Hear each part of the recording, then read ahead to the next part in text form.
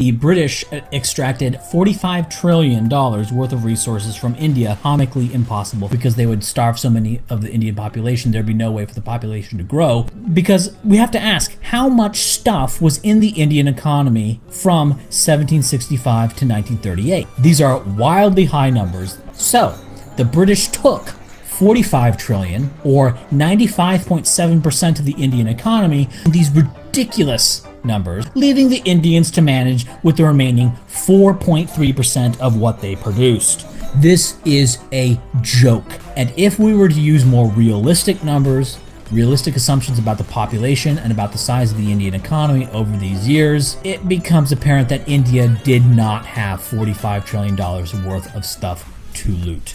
This is impossible. But the reality is that the British Empire as a whole didn't appear to confer any, at least noticeable, economic benefit to Britain. The height of the British Empire was also precisely the time frame in which Britain began falling. It was no longer exceptional.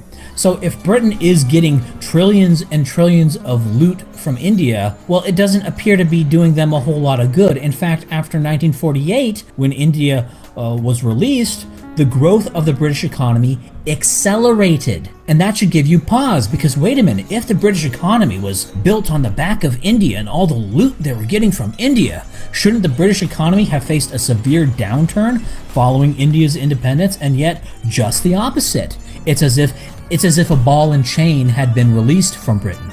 Ooh, ain't that a deep cut? India was far from being some great benefit to Britain, but was in fact a financial drain. As Britain is securing control over India, they're starting to economically fall back into the pack of Western Europe. The Indians ask, well, if you didn't rape me, why am I poor? You're poor because of choices made by Indians most responsible for their own situation.